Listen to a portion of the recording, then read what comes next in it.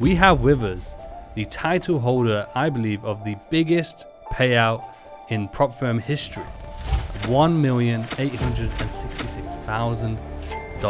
Over $2 million on Apex alone, and even more payouts across the board. It is the one and only Kane. I got an email from Apex saying that my accounts had been frozen because they wanted to pay me out. Well, I just need your bank information. If you can send that over, we'll process the payment. I got a text message on my phone. Your account's been credited with, and then it was just like a phone number. I think I am the most paid prop firm trader ever. Quite happy to be fact checked on that. If I have the title of the most profitable prop firm trader ever, great. I'm happy to show people that number from a motivational perspective and to appease the doubters and the haters. What is something that really stands out to you that is a barrier for a lot of traders? We will have some form of advice for that they can hopefully overcome that barrier. Yeah, I'll go back to what I said earlier.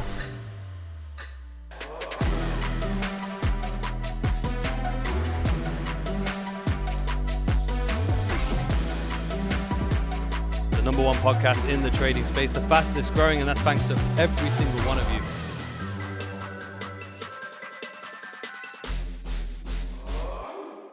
Welcome everyone back to the Words of Rizdom podcast. We are back once again, and we are still the number one trading podcast in the world, thanks to all of you and our incredible guests, and the fastest growing still, even to this day, which again is thanks to all of you at home. Make sure you hit like and subscribe to help us continue to grow and bring you the best traders. I said Bing, I think. Bring you the best traders from across the world, talking of which today we have a very, very special episode.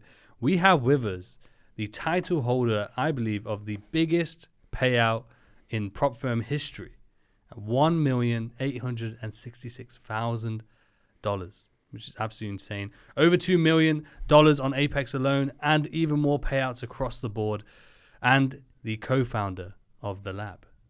It is the one and only Kane. Hey, how are you? I'm great. I'm great. How are you?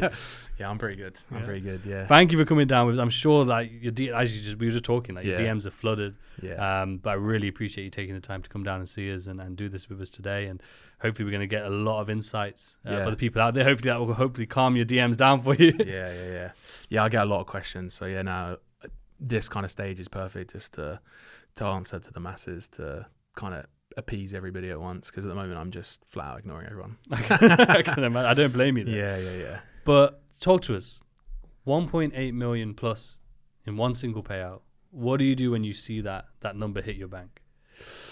Yeah, I mean, the number actually hit in my bank account. It's a funny story. It's actually just setting up my computer at my desk, and I was on a call with somebody, and I was laughing because I got the text message from the bank, and it was just like, your bank account's been credited with this much, and it just looks like a phone number, and you're like, it's not real, is it? And then, but the truth is, it's like, what can you do? Like, I'm not the type of guy that's like suddenly looking at cars or this. I'd already built an established life, and I have nice cars and stuff like that. So, as much as it's rewarding, it was kind of, I don't want to say expected, because there's part of me that was always a bit dubious of whether I was actually going to get it or not. Mm-hmm.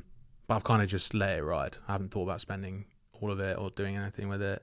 I'm just kind of just focusing on keeping the grind up, because I think it'd be quite easy to take my foot off the gas right now, or actually I just want to do smarter things with it and increase that, because I've said before many a times, I don't want an average life. I don't want to just sit here and coast to retirement or do anything. So, yeah, I want to make a bucket load of money and sail off into the sunset. I love that. Yeah. And, has there been times where you've done that before, though, where you may have even smaller sums, but some profits from whether it be crypto or trading, where you just got a bit complacent afterwards? Yeah. So, my journey goes FX, crypto, back to FX, and then to futures. So, especially during the crypto journey, I would say my complacency let me lose a high percentage of my net worth. And when I say high percentage, I'm talking like 70, 80% of it. So that story is kind of, I had a lot of money trusting in FTX.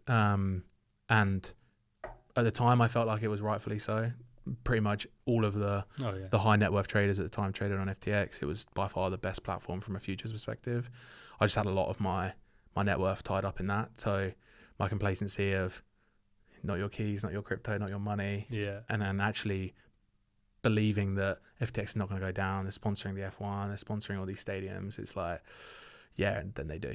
endorsed by everyone. Yeah, like everybody. And yeah, just losing high six figures of my net worth in a crash, which I know is going to take forever to get back. So my complacency there has definitely cost me, but it's a lesson, right? Everything happens for a reason. Well, that's what I was leading to, is like you went through that. So in this scenario, Yeah, as you said, it's like just stay calm. It's amazing. yeah, Just stay calm and continue the grind, as you said. Like what got you that is what's going to keep you getting more of that. yep, No, I love that. And I think that the reason I mentioned that is just really highlight those moments where it's like you went through losses and adversity and struggle that a lot of people probably won't come back from.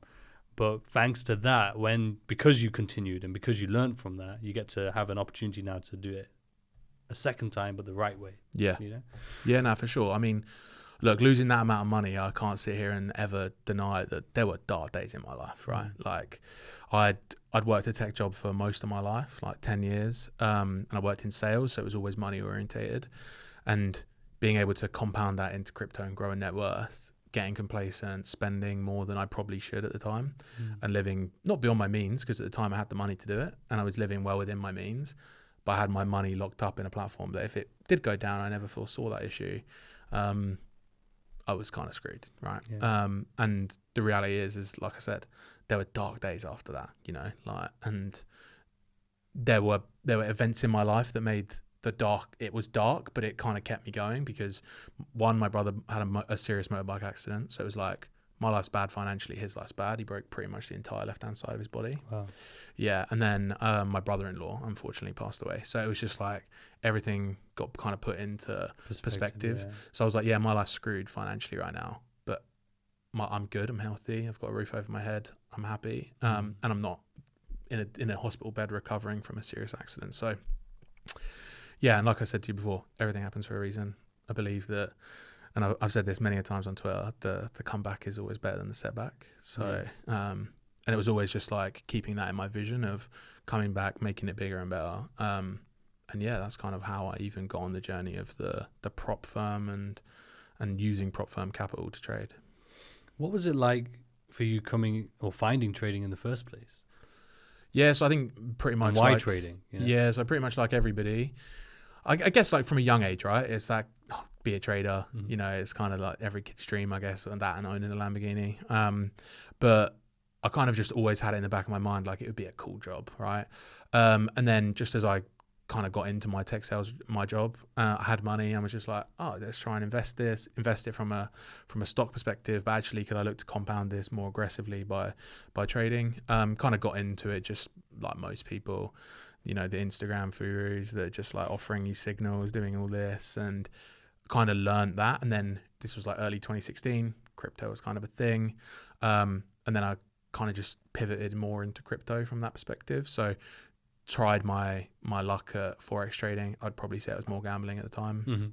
And then basically went into crypto, made a lot of money, like for my age at the time. I can remember like XRP getting listed on Coinbase at like sub 10 cents and like putting quite a lot of money at the time into it because it was just like Coinbase, everything that went onto Coinbase, it was like gold. So it was just like everything went up dramatically. And then, yeah, it went to $3 and I cashed out a large sum of money. And it was just like, this money can change my life at that age. Am I going to continue to trade it or am I not? And I kind of made the decision to get into trading, get into learning technical analysis so that I could actually try and time the market. I wasn't trying to become a day trader at the time, try and time the market. And then alts went on a big run. I caught massive alt moves, got chopped up on the way down, just like most people. And then kind of just had a hiatus, lived my life for a bit, enjoyed some of the money. And then COVID hit. I was at home. Everyone was working from home. It was time. Yeah, it was time. It was to lock in. So, and over the years, I'd kind of refined my strategy, right? So I'd kind of already had a strategy, and it was just like, I've got the time to be at my charts all day, every day. Why wouldn't I do it? So I did it. So start COVID, bought a bunch of Bitcoin, like COVID crash, like levels. Right. Yeah. So like sub like 10K, like Bitcoin. Well, I'm not going to sit here and try and say I timed the top because I didn't, right? Like just like everyone. But then, yeah, then just like really compounded my growth throughout that. And then, yeah, just really refined my strategy over that time. Made some crazy money in the lunar ecosystem. Lost crazy money in the lunar ecosystem.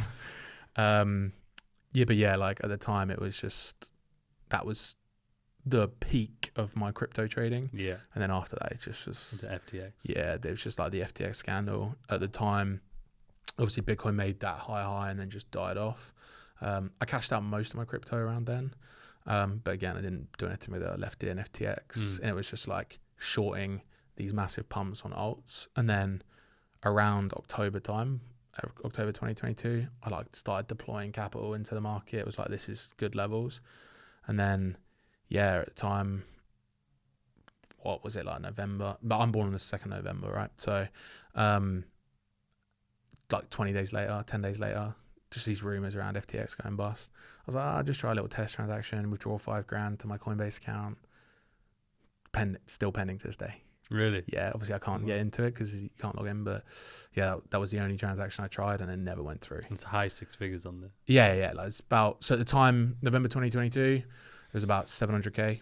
Wow. That, like, so obviously I've got my claim from FTX, so I know that if I had that crypto, which again, let's be honest, I wouldn't. I'd sold some of it. If I have that crypto now, it's like close to 10 mil. Because I put a lot of it into Solana at like silly levels, and now Solana's $200 again, or it was at the time when I checked it. And again, Bitcoin is off of 15k lows. It's done, I don't know what it is now. I don't really check it that often, but yeah, and it's just criminal that FTX are using November 22nd as the value of your crypto. So all of the cryptos in there, like I say, it's gone up 10x. So yeah, but I can sit and dwell on it. It's not really something that I think about all too often now. I really just put the time and the effort into focusing on day trading, and yeah, trading full time. What was that learning process like though? So like, not from the FX side, like, but more crypto side. Like, where were you learning from to operate within the market, especially the trading side, or was it more so just spending time on the charts for yourself? Yeah, I think it's time in the market, like so that's another saying I like, right? It's time in the market, not timing the market. So you can you can analyze price all day, every day. Actually taking a trade, your mental gets in the way, everything, your emotions, and suddenly you're now in a trade and it's actually managing that trade. But yeah, it was just the art of doing, right? And refining what does or doesn't work. Journaling helps, obviously. I'm a big advocate for journaling. Again, openly admit I don't journal that often now. I mainly journal my bad trades, not my good trades, because it's like the bad ones are the ones I need to improve. The good ones are the good ones. So it was just about refining it and constantly evolving it. My friends will openly sit there and say for like a number of years they lost me, right? It was just like evenings, weekends. It was just addicted to back testing, refining my strategy, understanding why bad trades didn't plan out, and pushing forward to just constantly improve. So do you feel like seeing success in crypto and seeing sort of the returns that you were getting helped to motivate you, to push you to do that extra work, or were you just kind of fascinated with the markets anyway? I'm bullish on crypto in general, right? I think the technology of blockchain is a positive for the world. So I think that long term, I'm bullish on it, right? And when you do really think about it, 21 million Bitcoins, there's more millionaires in the world than there are Bitcoins, right? So that statistically, it's made to go up. It's made to do all these things. So I'm quite bullish on it. And that was kind of why I gravitated more towards it. But I wouldn't say, I think the good thing about transitioning back to FX into futures is the market's close. Crypto is online all day, every day. Yeah. You can be trading some random awful coin with some random name at 3 a.m. in the morning, losing tens of thousands of pounds. NQ and ES are closed at UK time, 6 o'clock on a Friday, right? So I get my weekends back. I can only do that to back test. I can't take bad trades, and it allowed me to just really cut out my bad behaviors by moving to a market where it was the markets are open. We trade the set hours and we move on. Where in crypto, boredom really kicks in. Like you're waiting for a good setup and it's scanning 50 pairs because there's so much to trade. And it was just like getting out of that, was able to reflect that really you should only be trading the main pairs. And then you apply that to the logic of the stock market, NQES, the QQQs. But yeah, so it was able to take those lessons from probably over trading crypto at times to then, or holding trades for too long or over leveraging, to being way more disciplined trading futures. I always find it so fascinating, especially the transitions between different markets. And the lessons that you can carry over, because I think a lot of people do fear that, in terms of they fear making transitions because they think it's so wildly different, when the core foundation of it is just trading. It's as you say, the back testing, the over trading, the principles are always the same. It's just applying it in slightly different ways. But going from those losses, during that time, I was actually going to ask you, did you keep your job throughout that time, or was there a time when you quit? Let's take a break for a minute there, guys, because I want to tell you about the #1 prop firm in the world, and that is Alpha Capital. Let's get straight to the point. You want a prop firm that consistently pays out, that has its own strong infrastructure, meaning its own technology and its own brokerage, which means that you get the best platforms to trade on, as well as having institutional experience as its founders and leaders. Now, let's just quickly look at the Discord here for the payout proofs. You're talking 6 payout there, 7 payout there, first payout. Look at all these payouts in the Discord. Make sure you go check that out. Now, you can get 20% off all your challenges with Alpha Capital using the code RIZ. That's capital RIZ. 20% off thanks to the podcast and thanks to Alpha Capital. Go secure your challenge today. Now, Alpha Capital has also joined the future space. Alpha Futures has launched and is here today. Now, they are revolutionizing the space by offering the very best drawdown in the entire industry, including the 100K accounts and 150K accounts that they offer, and that's at 4%. Absolutely insane. On top of that, Alpha Futures does not trail your equity high or low for the day, meaning that if a trade goes back to break even, you do not have a chance of losing your account because of that. That's thanks to Alpha Futures. On top of which, they have no buffer zones or 60-90 rules on withdrawals like other prop firms in the future space have. Alpha Futures is here to revolutionize the space with the same team behind Alpha Cap. So make sure you use my code again, RIZ, all capitals RIZ, for 20% off your futures challenge. The links for both the cap and the futures will be in the description below. Check them out. Secure your challenges with the very best. Alpha Capital and Alpha Futures. Now let's get back to the episode. Yeah, so I'd kind of toyed with the idea of quitting for a long time, but yeah, I quit my job. Oh God, I haven't worked now for about 6 months.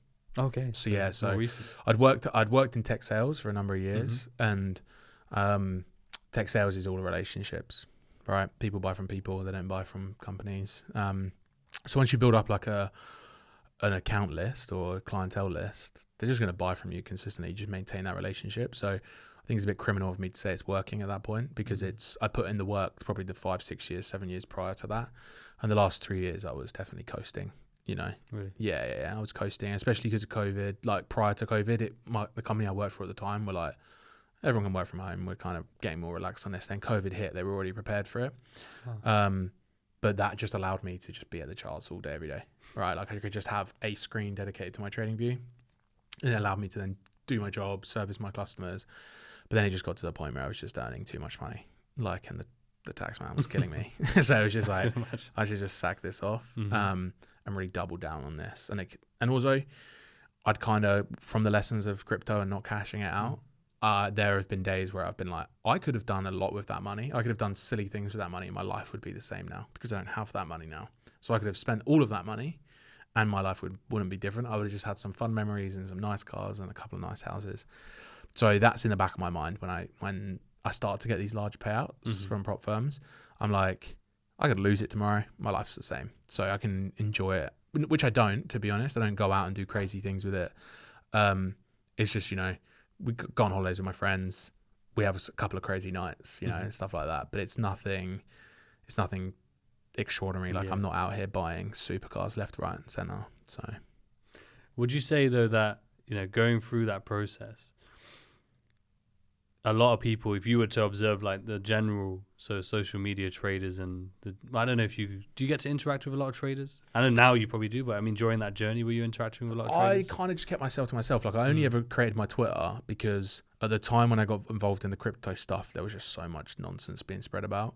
So my Twitter was just like a way of just being like, this is utter crap. Like ignore this. This is not to be listened to. So that was kind of the only reason I did create my Twitter. And then when I took the break from the FTX stuff and I came back, I made it very clear that I was just going to be focusing on FX and using prop firms to regain the money that I lost. And then I kind of just established I I guess, a social circle of traders that we kind of traded a similar way from all around the world. I've met a handful of them in person. It's cool. Yeah, I have a load that I've never met. Yeah. And it's quite weird actually. Like I would quite easily send somebody that I've never known like decent sum of money, but like the guy that I know from around the corner that I could interact with every day, I wouldn't give him a penny, you know. So yeah, I've interacted with a lot of them, and sometimes it's because we share a belief that some trading influencer on Twitter or Instagram is talking nonsense, and we're just like, what's this guy talking about? You know, it's just fun to have people who understand, you know, what's going on in the markets and what you go through. Yeah. And that's the thing. It's like trading's a lonely game. If you do it on your own, it can be very lonely. It's you versus you. You're staring at a chart all day. You could go hours without speaking to anybody. I think it's nice to have a community of people, whether that's to teach someone, to learn from somebody, or just to quite literally have a social circle so that you can have someone in your ear when you are trading. There are good sides and bad sides to that. The good sides are you get to interact with people, you get to bounce ideas off of everybody. The bad side of that is the bad ideas. Someone telling you that your trade's wrong, or actually your bias is wrong, or whatever, and that can really mess with your head sometimes. No matter how good of a trader you are or how good your mentor is, if someone you look up to or you think, hey, that guy's a good trader, is the opposite bias of you, that can really throw your bias into question, and you can start to not take the trades that you should be taking and the stuff. And I've really learned on that. So like my co-founder of the lab, like you said, Alex, it's a bit of a running joke, but when I'm long, he's short. So it's like, so it's like, even if it's just paper short, if he sees me in a long, he'll be like, yeah, I can form a short bias here. So it's kind of a bit of a running joke we have. But yeah, it's nice. I mean, the trading space as a general is a positive. There are some bad actors, right? Yeah. And that's just the truth. And I think that the masses are easily influenced by seeing large P&Ls, which I can be guilty of. Large P&Ls, thinking it's easy. It's not. It's very hard. You don't see the hours and days and midnight and the sleepless nights that someone's put into refining their strategy and doing that. And, you know, juggling work hours and trading on your lunch break. I could go on and on, right? But the reality is it's not easy. It's hard. It's very, very hard. But once you get that aha moment, it becomes easy because you take all the stress out of it, you take all of the expectation, and trading becomes easy. I've heard you say quite a lot of times, good traders take very few trades, right? They trade less. People that are trying to be in the market all the time, you're exposing yourself to losers. You're not exposing yourself to winners, you're exposing yourself to losers, because the market is going to beat you. Yeah. You're not the market, you're not better than it. And yeah, that's just the lesson that I've learned over the years, is just you want to be in the market at the right time. And once you've made your money, you get out, you walk away. And I'm a big, big advocate for that. The reason I asked you about the community thing was like, it was interesting you say you only quit 6 months ago, especially going through those sort of very high positive returns in crypto. Yeah. Because from what I observe is a lot of people, I've seen people where they're not even consistent yet. You know, they've literally just started trading and they'll quit their job. And I'm just like, where does that mentality come from? Yeah. Let alone when people do make some money. So why didn't you quit your job? Because I can see a direct correlation between the need to make money, giving you the added pressure to take trades that are not good setups, right? Everybody that I know that makes money trading has another income before they quit to become a trader. So having the pressure taken off of you by paying your bills from trading and all of those things, by supplementing with an income and finding the hours in the day to trade, is better than being a full-time trader and have the ability to be in the market 12 hours, right? Or however many hours. In the UK, we're lucky we can trade London and New York. London, you know, someone based in Hawaii can't trade either. You know, they can only trade one. So I have the option to be in the market as much as possible, and I keep it very, very strict around, I want to be in the market as little as possible. And when I'm in the market, as soon as I get the piece of the pie or I take my loss for the day, I'm done. I'll walk away, I'll close my laptop, I'll go do something else. And quite literally, I don't even look at the charts. People will send me like, Kane, what do you think of this? What do you think of this? What do you think of this? And I'm like, I think I'm not interested. Like, I took my loss for the day. Everyone saw it. I took my win. Everyone knows my bias inside my community. Everyone knows my bias. I'm done. Like, I'll happily sit here and answer questions about education. But right now, forward testing, I'm really not interested. I want to live my life. I didn't become a trader to then spend all of my time educating or analyzing price for other people, right? if people want to pay me to do that, you have to pay me a lot more than what it is to be inside my community. And even then, I'm not going to do it. That's the truth. So for me, it's all about that balance. And like I said, the money aspect, bringing it back to the question, the money aspect, I see a direct correlation by the people that need to make money short term. They make dumb decisions, which then cost them more money, which they can't afford. And then they just get into bad situations. It's interesting when you talk about having to step away, at the end of the day. But was that something that you had to sort of build yourself towards? Like I said, the crypto side of things, it ruined relationships, not just romantically, but platonically, because I would be at a pub with my friends with my phone in my hand watching my futures tab on FTX, right? And it would be great when I'd be up because I'd be over the moon and I'd be like, I can close this out whenever. And then I'd get drunk and I'd do dumb stuff, right? So it was just like, I'm grown from that now. It's now, I know if I'm reading price and I see a setup or my model appears after I've taken a winner, getting back into the market exposes me to a loser. If I've made money for the day, why would I do that? I'm in the market of making money, not trying to make every penny out of the market. I accept that I can't beat the market. I'm not going to time it every time. And more often than not, I grab a very small move of a large move for the day. NQ, when it moves, right? And I'm an NQ trader. So I grab a very small move of the market for the day. And once that's happened, I'm done. Like I'll sit there and analyze price for the hours of the session that I would normally trade. But even if a setup appears, I'll read it and I'll be like, yeah, you could get long here, but I'm not. And once that time comes, like 11 o'clock EST, right, I'm off, guys. See you tomorrow. And I'll answer questions and do all that stuff and interact with people on Twitter. But it's from my phone. Like I'm rarely on my laptop. I'm out grabbing coffee with my friends, having dinner, seeing family. Living. Because I don't want to quit a 9 to 5 to work 17 hours a day. And you see too many people do that, right? Yeah. They quit their 9 to 5 so they can focus on trading, and they work longer hours. And like I said, it ruined relationships for me. Like I'd be up at 1 a.m. trading crypto, and my girlfriend at the time would be like, "What are you doing?" I'd be like, "Well, I'm currently down 20 grand." She's like, "Great, go to bed." Do you know what I mean? And it's like, you could not switch off. So the mistakes and the errors allowed me to evolve and really just put the discipline in place. And I always advise people, if you can't stop trading, force yourself to stop. Go out on a walk, leave your phone at home, put your music on your Apple Watch, go for a walk, go for a run. When you come back, read what happened in price. If you still want to get into a trade, fine, but accept that you're exposing yourself to a loser. So talk to us about that process from taking those losses in crypto to then coming into FX first, right? And props. Because when you take a heavy loss, coming back to try and be profitable can be very such a hard obstacle, such a hurdle to overcome. So much fear, so much greed, so much pent up emotions, but on both sides of the scale that really, a lot of people struggle and some people never come back from. Yeah. So what was it for you in terms of your mindset, or was there like a process that you had to go through to build that tolerance back up, or was it something that you were just so determined on? I took a break, right? Like I took a 3-4 month hiatus. So happened in November. Was that like completely nothing? Logged off Twitter, deleted TradingView. Yeah. Like at the time I was working, and it was just like I deleted everything trading related.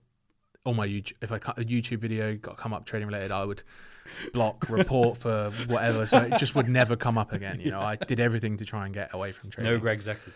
Like literally nothing. Like logged out Discord. And I just was like, right. At the time, my life imploded all at once. Right, FTX happened. My brother had a motorbike accident. Yeah. My brother-in-law was diagnosed with basically terminally ill cancer. Wow. Me and my girlfriend at each other's throat. We infinitely then just broke up.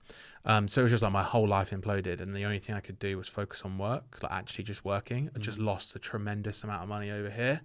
I kept my 9 to 5, luckily, and it was a high-paying 9 to 5. It wasn't something that I could just quit on the nose and just be like, right, I'm out. And at the time, it was kind of easy. That's me being really honest. And I kind of just doubled down on that.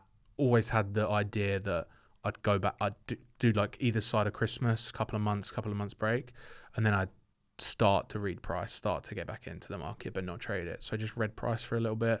Like I said, kind of started from a crypto perspective, but then I just had this thought, like, why am I going to put more money into the market that just destroyed me? So I kind of just was like, right, let's just go back to FX. We kind of never really traded it an awful bunch, like especially not the amount that we traded crypto. Went back to FX, kind of just realized that Euro USD was the one, so just traded Euro USD and Pound USD, and then just kind of really refined my strategy and understood the divergences between those two and how the dollar index really affected those, and then just really focused on that.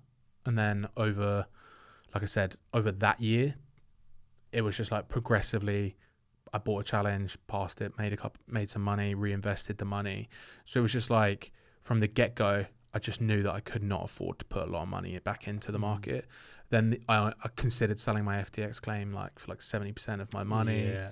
Glad I didn't. And yeah, that was always an option. But I just had to really pull back on my lifestyle. Right, pull back on my lifestyle, start to live a bit more frugally, and really double down back on my trading, but keeping it within the limitations not to affect my life, so my life could go on, right? So I could have relationships, I could keep my friends and do all that stuff, because at the height of the bull run, it was like no sleep, no friends, no girlfriend, no work. Like it was just like you were a zombie. It was just trading all the time. Do you feel like going through that process where you sacrificed everything for trading and then you lost everything, not because of something you did? Yeah. All your hard work, you did all that, you sacrificed everything, lost it all. And then afterwards, everything's gone. Yeah. Was that kind of just like a realization that really, the money stuff, obviously, yeah, it's cool. And yeah, we want to make it, but it doesn't matter if everything else isn't there. Yeah, 100%. I even have that now, right? And that's just me being really honest. I'm a 30-year-old man. I'm single. I love my life. I would never change it, right? But all my friends are married or getting married. They all have kids or having a kid. I'm the guy that turns up to the family event, no kids, no girlfriend. And it's like, when are you going to have a kid? When are you going to have this? And it's just like, okay, fine. I accept that money solves some problems, right? But money doesn't solve all your problems, right? So money will not just make you happy. Yeah, fine. Give me the saying, I'd rather cry in a Lamborghini. Yeah. Of course you would. The Lamborghini will get boring, right? You get a new car when you're young. Everyone remembers it, right? You get that new car. 3 months later, it's a car. Yeah. Right. Yeah. So, and no matter what car that is, or you buy a boat, or you do whatever you want to do with it, it will get boring, and you'll suddenly look for all of the things in life that you really want. Right. So, yeah, to answer your question, it kind of put into perspective, and the life events that happened to me at the time, Of course. really put into perspective that was like friends, family, loved ones, having a life and having something to really be proud of just outside of money is more important than money. It's interesting though, because it's like, obviously you get the lessons from the trading side, but then you get the lessons from the life side as well. Yeah. And then coming back into then FX after the break, it sounds like you just had a new perspective of like, okay, I don't need, less is more, right? In terms 100%. of the trading. But also with the trading, just to focus on, less instruments as well, focus on specific times. Because even in FX, were you trading like specific time windows as well? Let's take a break for a minute there, guys, because I want to tell you about the best trading tool on the market, TradeZella. The reason why TradeZella is the #1 trading tool that every trader needs is because you can do backtesting, automated journaling, trade replay, in-depth analytics, and so much more.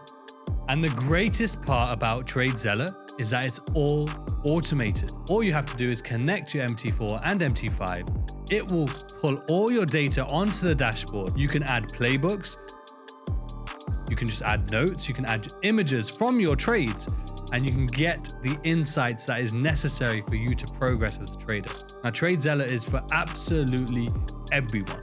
Whether you're a crypto trader, whether you're a Forex trader, whether you trade prop firms, it is for absolutely everyone. And that is why thousands of traders have signed up using my link here through the podcast. Make sure you use the code RIZ10 for 10% off your monthly subscription, or WOR for 20% off your yearly subscription. The link is in the description below.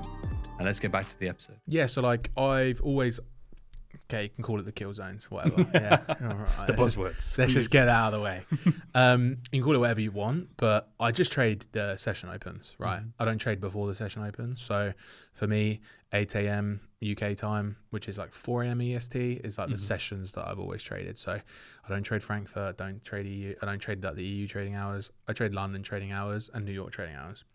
It's when the sessions are most volatile. It's when they're going to make the bigger moves, and it allows me to be in the market as little as possible. And that was kind of the big thing for me, was the more I'm in the market, the more I have losers, right? And when I really reviewed my losses from crypto or from trading in general, it's always at the last parts of the day or really early, and in the middle hours are where my trades were the most profitable. So it was just understanding that, and just really highlighting, well, why the hell would I just trade those hours? One, I could be doing other things in my life in that time, and I could just focus on trading select number of hours a day and be done. And even to this point now, I've refined that even more to the point that I trade 4 till 5 and 9:30 to 11 EST times. That's it. As soon as that timer hits, I'm off. I'm out. I'm done. Like, unless I'm in a trade, and then I'll kind of hang around a little bit longer. But price starts to stall at those times, and I've really seen that. And I'll just close my trades out. And more often than not, because of the sessions and the volatility, the trades are done. I've already made my money. I've caught it. I'm out. What was that process like going from FX to futures? Because I know a lot of people are doing that, but not normally from the UK. Yeah. It's quite... I haven't met many futures traders from the UK, though I'm sure there are plenty. I just haven't come across them because like CFDs and Forex is just so big here. Yeah. While over in the US, like Forex isn't that big. A lot of traders, no doubt, but like futures and options is like just massive in the US. I've never dabbled in options ever. No, neither. No, I don't even get it. Like people will start talking about Delta and all this stuff. I'm just like, you could be speaking French. And there's something called Greeks, and I'm always thinking like this is some myth. You know, like some mythology. Proper, Zeus is going to come down and strike the chart. That's the only thing that kind of allures me in. Yeah. So the reason, from my understanding, right, the reason that a lot of American-based traders trade futures is they get tax breaks on it. So they get 60-40 tax breaks. So they get, I don't know the split, but one is short-term, one is long-term. So they basically pay less tax overall. I don't know how that affects from a prop perspective because they just paid as contractors, but that's for them to solve, right? But the reason I pivoted to futures was because I just had a bad run in FX, and it really, really messed me up mentally. So like tail end of 2023, sorry. So like October, November time, I took 11 losses back to back on EU, and I just lost my mojo on it. Like it was just one of those things where I was just like, I lost all confidence in being able to read price. And I was just like, let's take a break. Christmas is around the corner, whatever. And over the Christmas period, I kind of just hung out with a couple of my friends, like from a trading perspective, and they were all trading at NQ. And my business partner at the time, Alex, he was a futures trader. I kind of just spent more time watching him read price, understand, and it just kind of clicked for me. Like, this asset's made to go up. It has corrections. And on those corrections, I'm buying ETF shares over here. So on those corrections, should I just not be starting to get bullish and understanding, because I'm doing technical analysis for my ETF stuff? So can I not just have that on a lower time frame and start to day trade? And then I kind of just read price on NQ and ES for a little bit, and I just kind of realized that this thing just trades so cleanly. There's no slippage. You know, I literally could get to the tick entry that I want, and if price touches it, I'm in. And it's not just going to suddenly slip me out. And then on the chart, I'm like, actually, I didn't even get stopped, like, but the slippage got me. So and then it was just like, again, everything's CME orientated, so all the data comes from CME, so it can't be manipulated, can't be slipped to hell. Centralized. You know, like, and I just thought less manipulation, better spreads. Actually, it's more cost effective, and the scaling options evidently are just way better. Evidently. Sure. So I just kind of did that. To be honest, I know very few future traders in the UK. And the ones that I do, you would have never heard of them. I've just known them now through being a future trader, and they are also a future trader. That's it. They're probably feeling the same way. Like, there's another one of us. They're just nobodies. Like, and that's not me saying like they're nobodies. They want to be nobodies. They just don't want to be known. They're like, they trade like large personal accounts or they're trading prop firms in their name, but you would have just never heard of them. No, 100%. And it's very respectable as well. And I find it fascinating because I think a lot more people are looking at futures. I think that a big part of that is that centralized data. And I think a lot of people now are transitioning to trading like NQ, so NASDAQ and Dow Jones and S&P, which is interesting. I'm not sure what that transition is. I don't know if it's for that same nature. I think like a lot of Forex has been very choppy in recent years. And that could be a big portion of that, like just transitioning for the volatility and movement, which I understand, to be fair. Because even though I haven't traded like properly for probably a year, like just very little portions just because I've been so busy with this stuff, and I don't mind. But I love trading still, and everyone's always telling me, "Oh, trade futures or swing trade." And I'm just like, yeah, I want to. I still don't find the time, but maybe I'll get into it. Maybe I will, but I won't do it until I know I can give the time, because otherwise it's not worth it. Yeah, there's a little bit of an adjustment, but it's very like if you can understand lot sizes on CFDs, you can understand contract sizes on futures. But I think my 2 cents on why people are switching: NQ is cleaner, ES is cleaner. It's designed to go up. You can almost approach the chart with a bullish nature most days. The stock prices obviously affect it, so you can granularly understand like the QQQs and understand what stocks are performing. You have way more volatile news, so like earnings season, it really affects price. You've got things like Nvidia just selling the market all-time high after all-time high after all-time high, and also just like regulation that comes around from a CFD prop perspective, like MetaTrader just absolutely killing everybody off, really affected a lot of people. But yeah, it's just that trustworthy thing. Like a lot of the futures accounts are on Rhythmic and Trader, which are all owned by the same people, and ultimately they're regulated by the CME. So if they do something that's too wrong, CME are just going to cut them off at the knees. So they're just not going to do anything, whether they're involved in the prop space or the real space. So I just think there's more regulation. I think regulation is a good thing.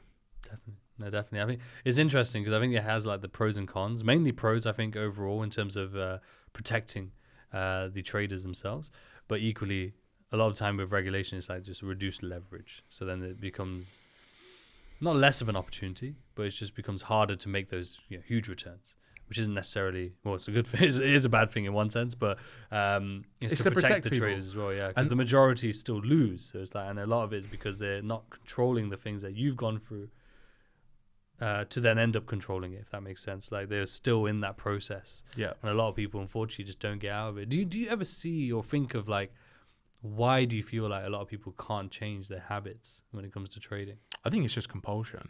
I think a lot of people are powered by compulsion, right? And I'll go into it, but ego is the death of all people, right? And I believe that everything you want in life is behind your ego. And I kind of realized that probably about 8 months ago, and just fully killed my ego off. Yeah, okay, I post a lot on Twitter and kind of bat people off and say when they're kind of calling me out for whatever. But that's not an ego thing, that's a reputation thing, because I don't want people to think that people come after me and say that I'm lying about my payout, or I'm doing this, or I'm doing that. And I'm happy to prove it. I have nothing to hide.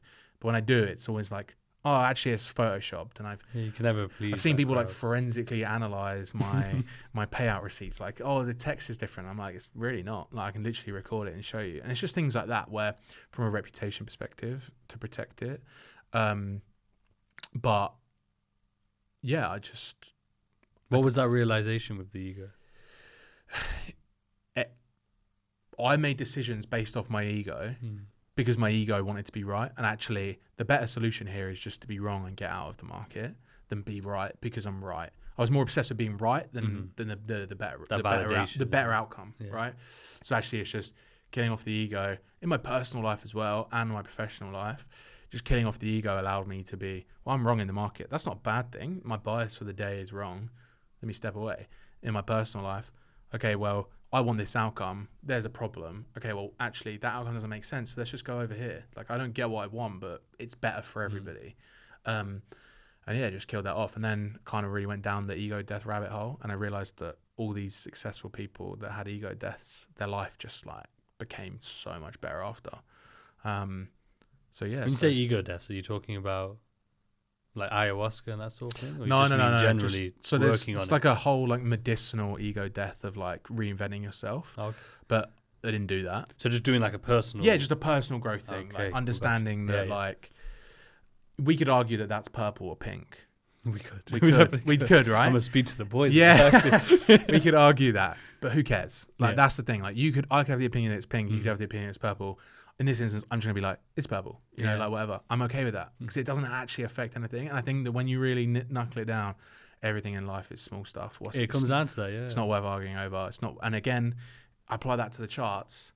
I'm not right. I'm wrong every time. And on the occasion that I'm right, I'm right. Yeah. And that's just the way I approach it. So when I get into a trade, in my head, I've already lost my risk. My risk of whatever it is for that trade or wherever I am in the prop accounts, I'm already factoring in, I'm about to lose this and I'm getting in. And when the trade runs in my favor, I'm like, good, that's nice. Like, hey, the model's working.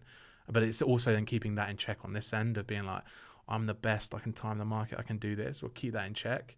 Your ego doesn't need it. Who cares if you are the best or whatever? Who does it actually affect? Right? No one. I love that. No, I love that. It's so interesting because in terms of that perspective thing right there, my last episode that went out whilst we were recording this was a guy called Izar. Yep. And as part of his story, he basically said, and most people probably wouldn't admit it in the first place, right? But he said, like, I got a small loan from my dad for 50K, right? Small loan. This is the thing, though. Give me a small loan. Yeah, exactly. But this is the thing, though. This is exactly what I'm saying. So, like, perspective-wise, loads of people are like, small loan, 50K, yeah. But that's just perspective. Because let's say if his dad's a millionaire, I don't know what his position is, but let's say he's a millionaire, 50K would be considered small. Yeah. Which obviously, it's just perspective. Yes, 50K is still 50K. It's a lot of money. But it's just perspective from depending where you're at in that sort of equation. But people just arguing about it, when in reality, like you said, it's like, what difference does it make? It's done. When reality is, let's say if he didn't share that he got that loan, people would then be angry like, hey, you got that loan, that's not your money, Yeah. But because he shared it, but he just shared it in a certain word. It's kind of like the Donald Trump thing. I think Donald Trump said something similar. It's like $1 million. Small loan and $1 million. Yeah. So if Donald Trump heard that 50K, he's like, yeah, that's tiny. That's tiny. Yeah. Look, I think that the court of public opinion is a horrible thing, right? And I think that especially having a following or having an audience has its benefits from an ego perspective, likes, comments, retweets, you're the best, you're this, you're that. But there is also a nasty side to it, right? Like, you get DMs, you get witch hunts, you get people coming after you for God knows what reason. You get people commenting on your appearance. Like, there's so much downside to it as well. That it's like, you balance the two out. Like, I kind of ignore the good and the bad now. I'm just like, someone saying something, I could interpret it either way. I just don't care. That's the truth. I just really don't care what someone has to say about me. Like, you could think I'm the worst trader in the world. Great. I get to live my life the way I want to do it. And if I want to be a really unsuccessful trader, let me do that in peace. Like, I'm okay with that. The thing that's fascinating when it comes to the social media side is that it's social media in terms of those same people saying whatever things they would never actually say. And to this day, I've actually had someone, it happened not long ago. I had someone who was saying something online, right? And then they were at an event I was at, and then they were taking pictures of me, shaking my hands. Yeah. Right. And I remember it was them, and I felt like in my head, I felt like saying, like, see, you're him. Me in that moment, I would be like, oh, it's you. Yeah. I would do that because I'm just, I like to call it as it is, right? Like, I think it's the right thing to do. Yeah, you want to be an arse, you can be an arse. I'm going to tell you to be an arse, right? And that's okay. I don't care if you're offended by that, that's a you problem. Like, I'm allowed my opinion, you're allowed yours. Exactly, and if they're different, they're different. That's okay. Like, we can just accept that that's different. But yeah, the court of pub, I've always ummed and ahed about my Twitter because my Twitter recently has gained 10,000 followers, right? And it's just like, I've never really tried to push it too heavy.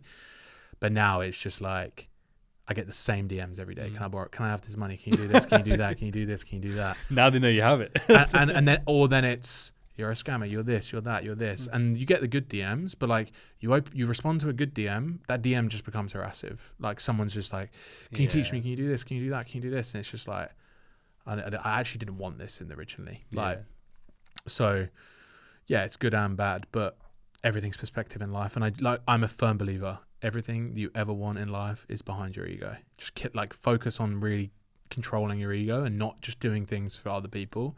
Is that process more just being more aware of your thought processes and your decisions and how you're reacting to things, or is there certain books or resources? Yeah, no, you know what? It kind of happened from a personal perspective, and I don't want to go too much into the exact situation, but something happened. I was having an argument with my girlfriend. I was more focused on being right than actually the right outcome. And actually, when I kind of took myself out of the situation, even after I kind of was like, she's right, like, but inside of me, I was just like, but I'm never going to tell her that. I'm never going to really just say to her, like, you know what, babe, actually, I'm sorry. Like, and that's, I'm wrong in that situation. And I kind of just, in that moment, was just like, but why? Why wouldn't I do that? Like, it's just an easier life. She's right. I'm wrong. It's absolutely no problem admitting that. I love this person, so I'm okay with that. And I kind of just had that realization, like, I have this to work on. Like, because actually, the more I think about this, I need to be right in trading. I need to be right here. I need to be right that. If someone's technical analysis is different to mine and theirs plays out and mine doesn't. They're right, I'm wrong. And then like more deep there, I was just like, I just don't care. And it just like kind of then just snowballed into this thing of like I really focused on it for a bit, and then it just really suppressed my ego. And I was just like, I just don't need it anymore. So it's like awareness / I think, and it's very interesting because it's a common theme I've recognized, even if it's not in regards to ego, but just change in general. It's the quality of questions you ask yourself. So like in that moment, you're aware of something, and then you ask yourself, why am I doing that? And it's so interesting how as human beings, we don't do that. I don't do that. And I've caught myself in those situations with my wife, for example, where I know it's something so small and she might even be right about it, but I'm just like, yeah, you get under your skin. Yeah. And I'm very stubborn. Like, me I'm too. So stubborn. So it happens when we don't really argue too much, but if we do, it's like it's normally something like that, where it's just something so insignificant. But I'm just so stubborn that I stop talking. Yeah. I stop talking. And I'll wait. Even though in my head I'm saying like, just go say this. Just go open the dialogue again. It's fine. But in my head I'm just like, I can't do it. But the thing is, and the reason I say that is because, like, from a psychology perspective, everyone says, "Oh, what trading psychology books should I read?" And I'm like, if your psychology is crap in your real life, it's crap in trading. Like, you really have to fix your psychology in your personal life and the way you think about life and the way you approach things, so you can approach the charts in that way. If you can't do that, you're not going to do that. So I just always say to people, just figure out the issue as to why you're struggling and what you're struggling with, and then just read a life book about it. Not just a trading book, a life book, and then apply those, because those books are pretty generic and give you things to improve on. And then you can apply that improvement method to the specific things where you have issues with it. And that's what I found. So, yeah. I agree with that a lot, actually, in terms of, as you say, like you have to fix yourself. And it's similar, actually, when I compare trading success is just success. Yeah. It's not trading success. It's really just success as a whole. Yep. Like the same principles that you need to be successful in any other endeavor is the exact same things you need for trading. Yeah. There are some little nuances when it comes to, say, like the probabilities and stuff like that. But in reality, it's the same probabilities, say, if you're playing baseball or basketball. It's all the edge of the strike rate of the bat, whatever it may be. I don't know sports. So I don't know why I always use it as reference. It's fun. It's just the easiest thing. But in terms of process, like in terms of your process, you've already mentioned like very specific timing. Yeah. But what is it that you look at when you're trading NQ? Like what is it that you're looking to observe within the markets? Is there anything specific? Is it complex? Is it simple? Yeah, I have a very specific model. And if people go on my Twitter, they can kind of see that model quite easily. It's just I wait for a sweep of liquidity in one direction, and I typically trade a reversal model. I have two models, but I have models for different sessions. So throughout London, I anticipate continuation. Don't really anticipate reversals that much, although I do play Asia ranges sometimes. So typically I like it when liquidity is swept at around the 8 a.m. mark for us, so 3 a.m. EST. When the liquidity is swept around that time and we start to reverse, then I'm expecting continuation for the entire session. Okay. So I'm expecting price to just continue into New York. And then at New York, I typically trade a 10 a.m. reversal. So 9:30, I may get into a trade if there's some divergence before and we're really starting to pull back. EST, The divergence is against ES. Mm-hmm. Yep. And 10 a.m. EST time, yeah. So, and the significance is that is typically 4 hour sweep of liquidity. So rate of previous 4 hour candle, and then just a reversal thereafter. And I don't need a big move because I just in and out of the market relatively quickly. Do you look for a fixed like R multiple? No. I trade premium discount. That's the main thing. Mm-hmm. So like 50% of the range. So the current range from London to New York, if there's a continuation, and then trading back into 50% of that range. And around that 50% of that range is when the continuation model of my model kicks in. So I can then look to trade New York continuations as well.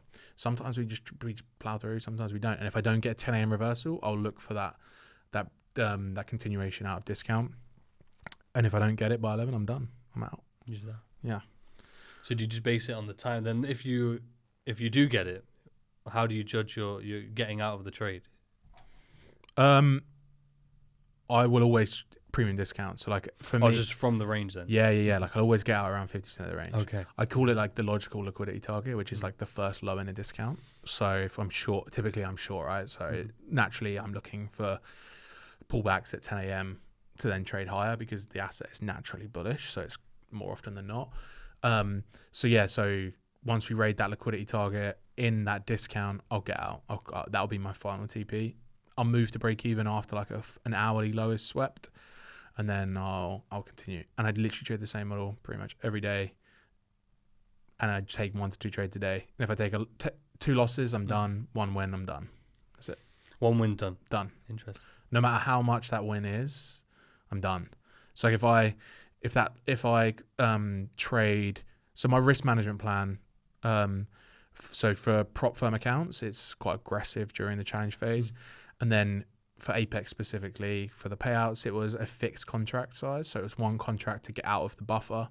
And then I went to 2 contracts. And then after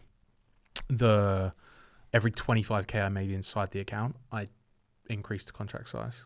So yeah. What was the peak of your contract sizes? 20. Really? So then I did a day where I made $1 million across the 20 accounts, and it was 2 trades of 10 contracts each. Did you on that day? Like, is it interesting in terms of like, does your mindset treat it any differently when it's your personal account versus when it's essentially a sim account? When what I'm getting at is the $1 million, like, but it's on sim. Does that make any difference here, or is it the exact same? Felt good, but Yeah. in my head I was just like, when I get paid, I'll worry about it. Yeah. But it felt good, like, and I posted on Twitter because I just knew it'd do mad numbers. But the reality is, like, in that moment, I was sat in a cafe, like, just literally drinking coffee, just watching it, and the numbers just rack up. And it was a short, and I just took 50% of the range continuation, and I'd already got 10 a.m. So I traded 10 a.m. reversal. I had my logical liquidity target, and from the current range, we traded back into 50% of the range, and then I compounded the trade and got back in and got out of the low. I think I was in that trade till about 11:30, basically, and then it took the low, and I was done. Closed the laptop. So how long in duration do you think? About 2 hours. So $1 million in 2 hours. Yeah. It is the power of the markets, though. Does it really just open your eyes in terms of? So was it? You said 20 contracts in total, was it? In total? In terms of like for one account. One account, 20, yeah. So, but then times 20. Times 20. Wow. 400. Yeah, 400 contracts. What does it make you feel like in terms of course, that's on the sim accounts, and as you say, you trade them more aggressively. But as you continue to compound your personal, is that the sort of level you're trying to get to, like where you're trading I don't know. large size? I think would I trade 400 contracts on one account? I don't know.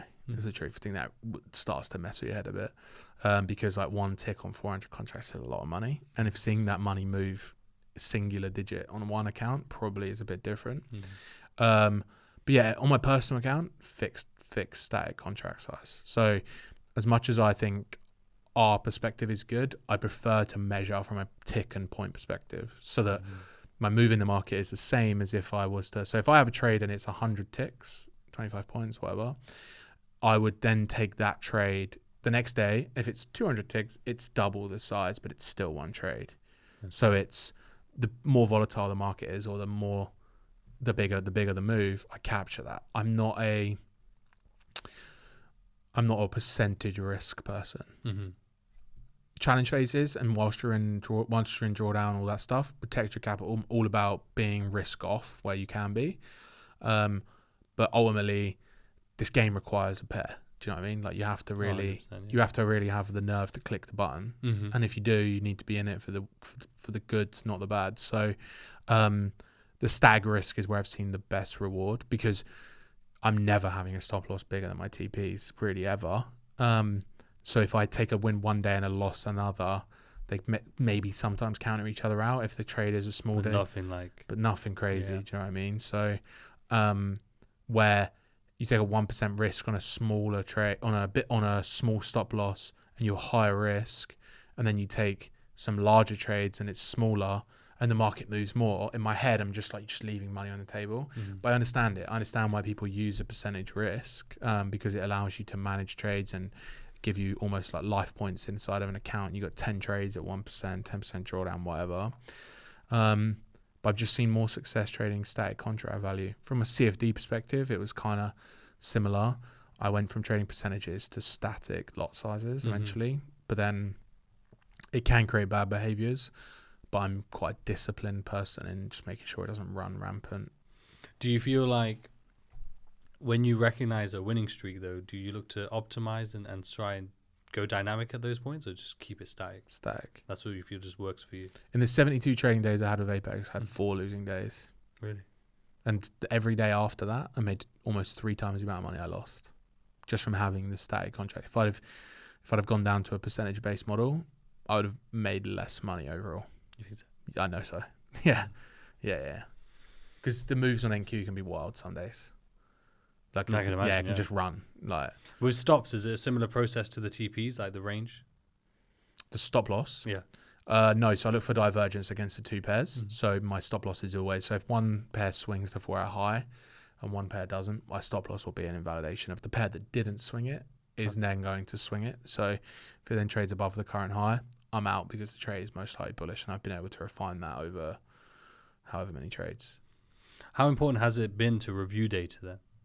Yeah, at the start, like I said, I don't do it that often now. That's me being honest. At the start, the most important, because I say this all the time. I could give you a model, right? I could talk you through my model. I could give you it. I can tell you the probabilities. I can tell you how much you're going to make. But you haven't been the one that back tested it and saw the winners and saw the way that price sometimes comes ever so close and just dies off. Or sometimes it comes ever so close and just rockets away. And back testing gives you the confidence in your model to then be like, I remember a 6-day losing streak in my model. Hey, I could just be on that 6-day losing streak. Great, because after that, I went on a 40-day tear of a winner every day, right? And in my head, I'm just like, the outcome is out of my control, but the probabilities are in my favor because I've done the back testing, right? So it's the confidence in the model. And when someone says to me, how do you stay so calm in your trades or whatever? Why do you just not care? And I'm just like, because I don't have the control over the outcome. I have my rules for getting in the market, rules for getting out from both sides.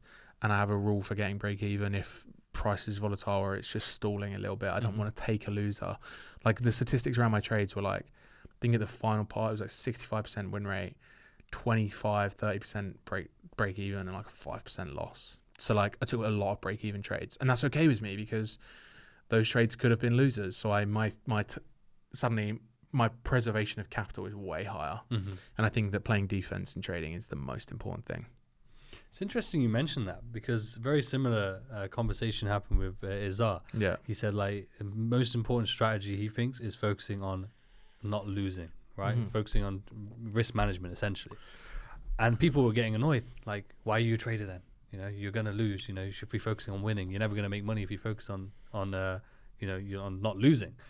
And I thought that was such a weird argument from people, because I get it that everyone can have an opinion, of course, but I just like, what's wrong with just focusing on reducing losses? I think the best form of offense is defense, right? Going on a losing streak and being able to control that losing streak and identify it early can really like increase the curve on the winning side. Yeah. Because you've got more money and you can risk just as much.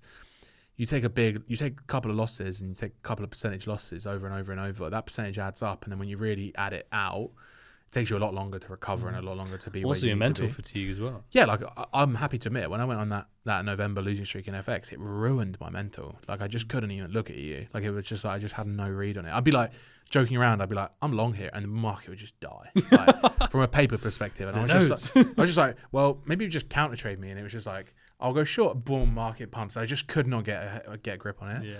So I just took a break. But yeah, capital preservation, especially when you're trading real money, is more important, because when you're trading prop money, it's great. It costs you $100 to have an account or whatever.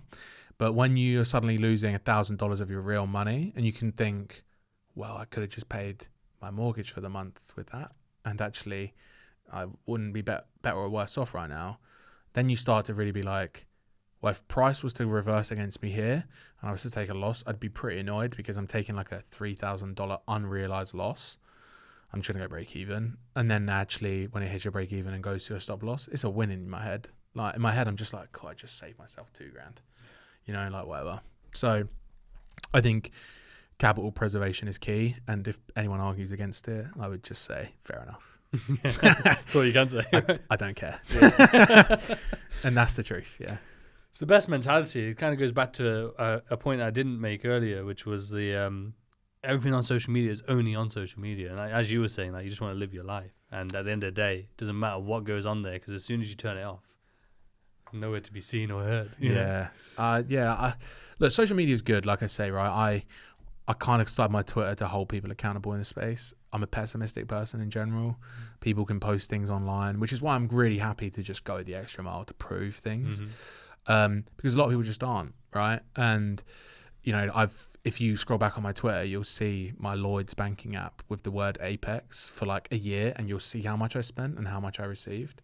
And you'll see that number's like 4,000 out, 283,000 pounds in. And it's like, you can't fake that. Like, you can't. I could record it, but I can't screen record because Lloyd's block it, and you can't fake that. But there's someone somewhere saying it's wrong, it's fake, it's this, and I just don't care to prove it. If it's happy, I'm happy that in my head, if someone else did it and I was like, okay, that's legit, I can get behind that. That's good for me to do that. And also, like, just don't care. As long as someone's not like witch hunting me, I'm not going to put the time and effort into proving you wrong. You're witch hunting me, I'm just going to come back at you and just be like, cool, whatever. And there's a couple of people. The easiest one is like, just come and I'll show you. Yeah. But it's like, no, I don't want it. I've offered that. I've offered that a few times. Like, I'll meet you somewhere, you can come see it. We can record the whole thing so that no one knows, everyone knows we're not pulling any funny business. And you can see the money, you can see it, you know. Like when I walked in here today and I was just like, yeah, how's it feel? And I'm like, my guy, do you want to see it? And he's like, yeah, I do actually. And I get it off and he's just like, what? That's when I walked in. He's crazy. showing the screenshot. I was like, I was going to my studio guy. It's the app, the actual app. Exactly. Yeah. And I was going to him like, what did you do? Did you just force him to show you to let him in? Yeah. So yeah, and like you can't, when you realize that and you're clicking inside the app and you're seeing the numbers, you can't argue with that. Like, so people can sit there and say that, but yeah, the court of public opinion is a horrible thing. If you were, it's so interesting though in terms of the the huge payout, right? Yeah. Because as you see there, like I'm obviously fascinated by it, but like even my studio guys who don't trade, but they work obviously within the sort of trading industry and have an understanding of it, they're fascinated by it. You know? And yeah, you just seem so calm, you know, and collected by it. And obviously we've talked about the journey, the highs and lows there, and you've already sort of seen some substantial figures before. Yeah. But even then, like still, it just seems like ultimately, like if I'm bragging about it, it's appeasing my ego, because me bragging about it is not going to do anything for anybody. I mean, more so like just like even excited for yourself, not for bragging in terms of like social media wise. Even when we were talking downstairs, it wasn't like I didn't get this sense of like excitement or like buzz, if you will, you know? Like, whoa, like, this is great. You know what I mean? Not to say that you don't feel that way, but more so just like... It's a great achievement, right? And I can really acknowledge that it's a great achievement. And I'm happy to be fact-checked on it. Like you said right at the start. I think I am the most paid prop firm trader ever. Like, and I'm quite happy to be fact-checked on that. But I think FTMO is in the like $1 million. I think 1.1. Apex before me was like 1.4, 1.3. Top Step never paid anyone that. No other firm have ever paid anyone that. So like at that point, you just start to think, who am I doing it for? Like, if I have the title of the most profitable prop firm trader ever, great, cool, that's great. But it doesn't mean that number's going to increase because of that. And I'm happy to show people that number from a motivational perspective and to appease the doubters and the haters. But like, when I break it down, I just struggle to spend that money if I really wanted to. You know, like, I have a house, I have a car. I could go and buy a nice car, which I have a nice car on order already, and I've had that car on order for a while now. But like, the first thing I did was call my parents and be like, do you need any money paying off for anything? Because I just have a lot of money sitting around doing nothing with it before I go and invest it or do a portion of budget to do some crazy stuff with. Yeah, of course. Do you need anything paying off? And my siblings, and that for me is the most rewarding part, right? Just being able to be like, hey, everyone's goal. Yeah, just whatever money you need paying off, send me the bill, I'll pay it. You know, and that for me was the big reward. But I don't want to slip into bad habits of being like, oh, fuck, I've got all this money now. Like we're back. The comeback's so much better than the setback. You know, all those things. Yeah. Because it just feeds into the one thing I've spent a lot of time really getting control over. Yeah. And you feel like that's what it's like though. It's like once you've worked on it and you have to maintain that. If you start to feed into it, it can grow. Yeah, because I could go on a villain arc and just be like, everyone show me everything. Come on, show me your real results. Do all this stuff. I don't care. I just do not care. Like, you know, people can sit there and be like, this strategy does not work. Blah blah blah. Cool. Do not care. Like, and that's just the reality of that. And I just yeah, I don't want to feed that ego, because that villain arc can spiral quickly and I can become a public enemy number one. And suddenly, I always remember the saying, right? You don't want to meet your heroes. Like, people don't never want to meet your hero in life, because typically they're arseholes, right?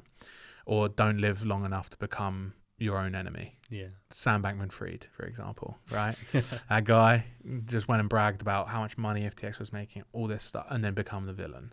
I think that in my head, that's the worst thing that could ever happen to me. And like I said, I had money before. I'll have money again, right? I've learned a skill that allows me to make money in the market, whether prop firms live or die. Makes no difference to me. I have a personal account that makes enough money each month to make me live a happy life for the rest of my life.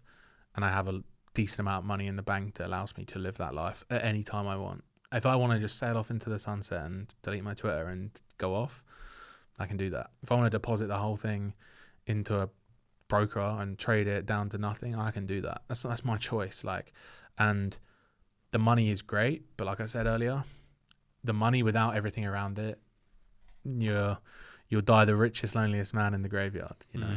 And it's just, that's not how I want to live my life, and I don't want to let the money control the narrative of my life.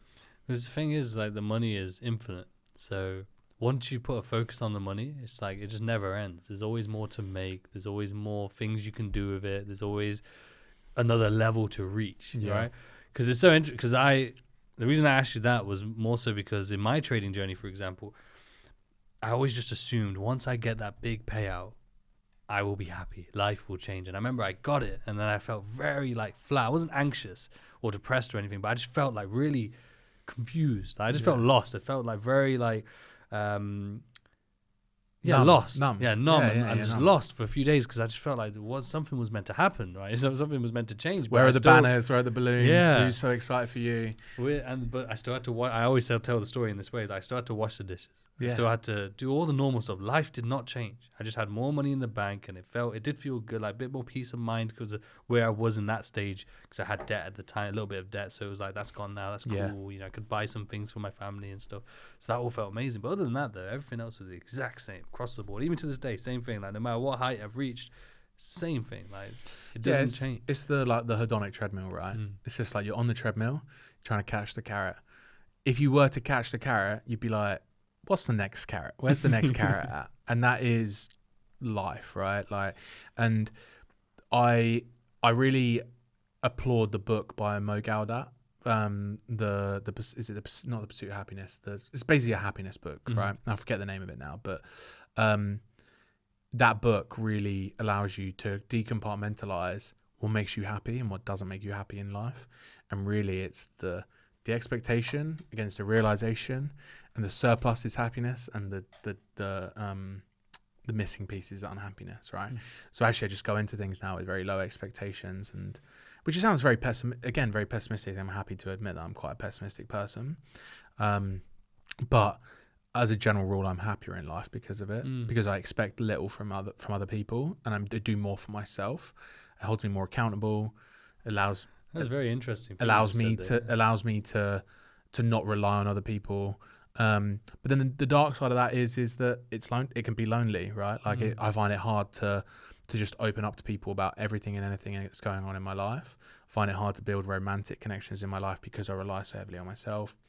And I think that I've really worked on all of those improvements in my life. And even to this day, I have demons, right? Like I have things that creep up on me. Like I spoke inside my community the other day about imposter syndrome, and like imposter syndrome really creeps up on me. And when it does, it wreaks havoc in my life for a short period, and I really have to suppress it and control it. And that is after I just got paid out $2 million, right? Like, why would you have imposter syndrome? You are who you say you are. Would you say that fuels it though? Because it's like, I wouldn't say it fuels it. I just put myself in the shoes of other people sometimes. And I'm just like, normally they all sit there and say, how on earth is this possible, right? It cannot be true.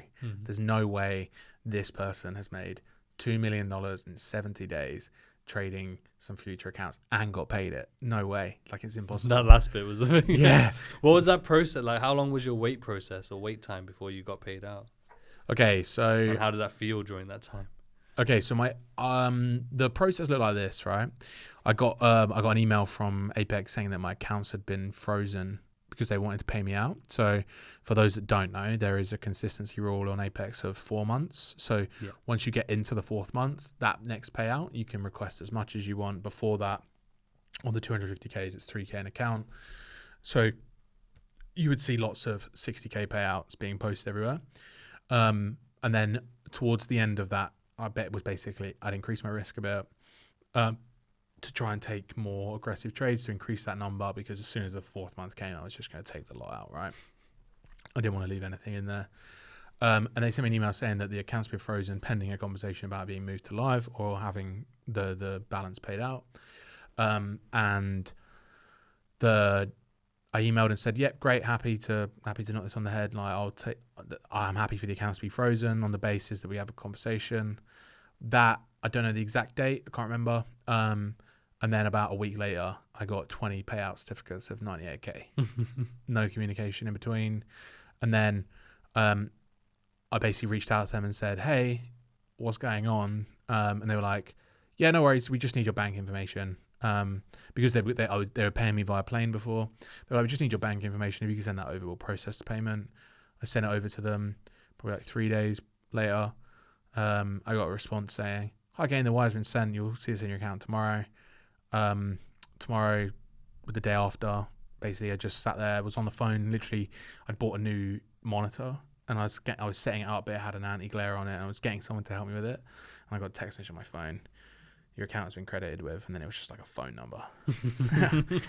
And it was just like, yeah, that's kind of crazy. Like, and then I just said to the person on the phone, like, is my camera on? They're like, yeah. And I'm like, look at this. They're like, you don't really seem that happy. And I'm just like, yeah, I'll go to the bank and view it later. Like, and it's just like that.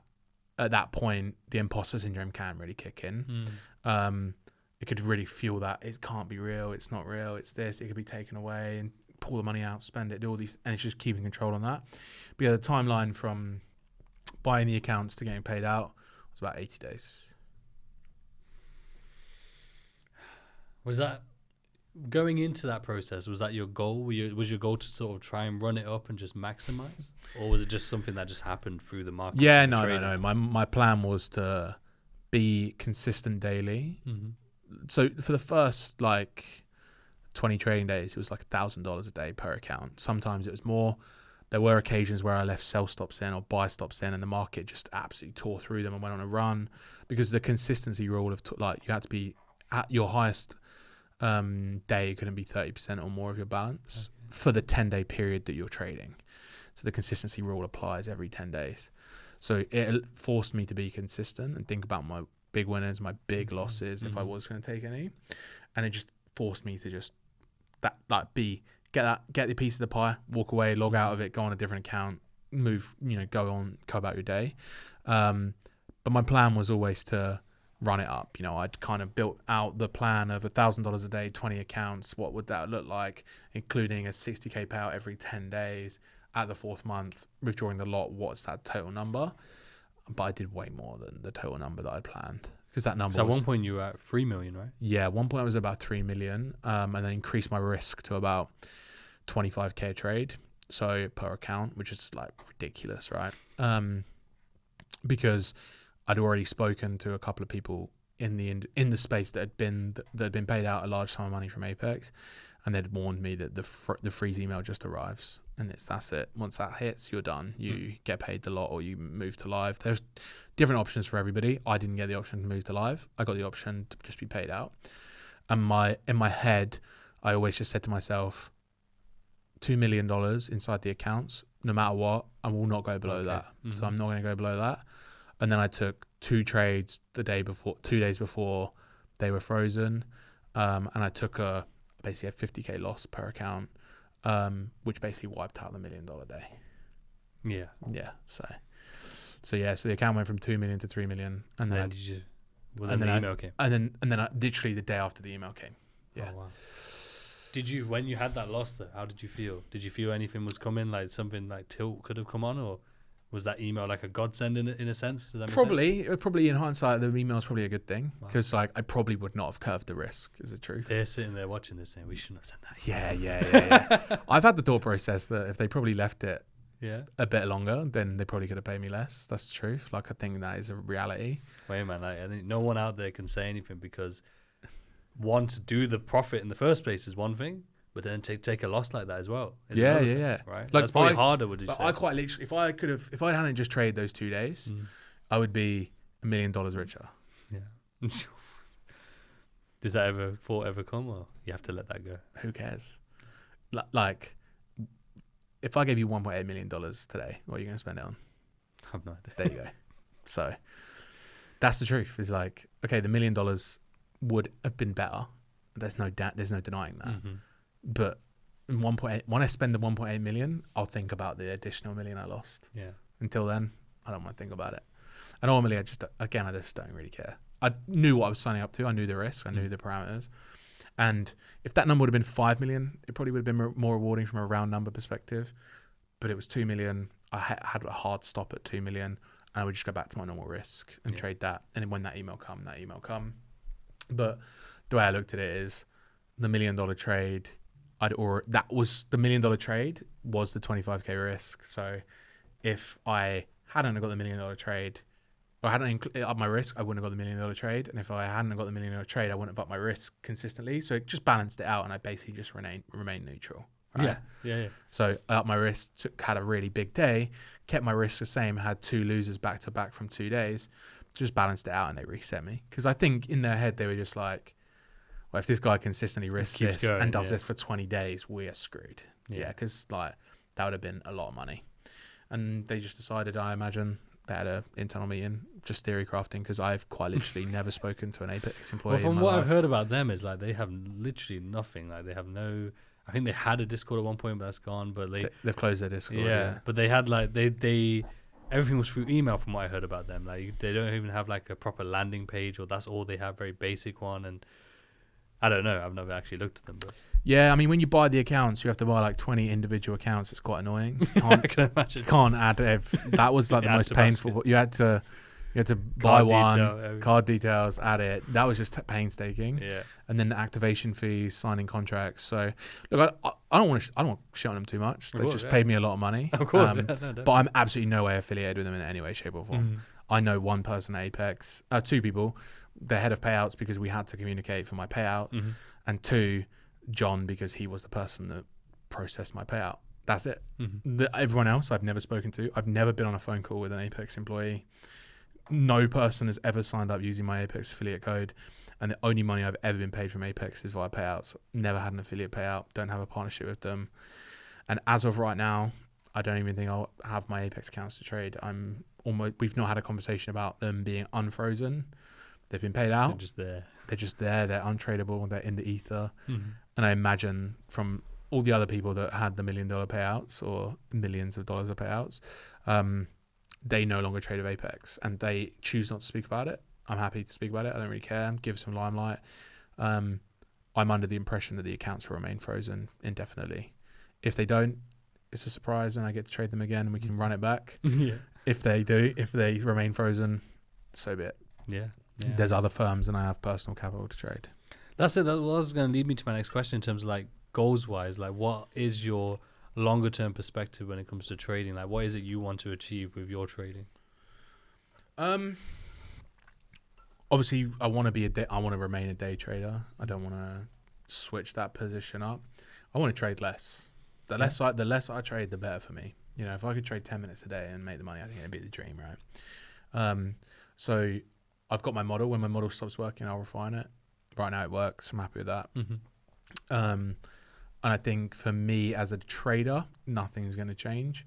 I think what people lack in the industry, just from an outsider perspective, is really what it takes and the real thing. Because the gurus are like, it's easy, you can do it. Sign up using my affiliate codes, do this, do that, whatever. And they're marketers, right? They're just people that trade that are good at marketing. And I employed a videographer, so we're just going to create a crap load of real life content, trading content, put it out on YouTube for the masses to view, and really just no bullshit approach to trading, and just cut out all the furus and all that stuff. And there's not many British UK traders really showing. There's not, you know. You know, there's not. So there's loads of American So I've been ones. trying to look for them. And There's loads of US ones. So just going to document that and really just push out, you know, no bullshit approach to trading in terms of how hard it is. It's not easy. What it takes, what a real life looks like. The video is going to be quite short because my trading hours are very small. So it's going to be whatever. But it's going to allow me to just be more accountable to my life. And in a personal perspective, it's all about personal growth, like growing as a person, getting more healthy as a person.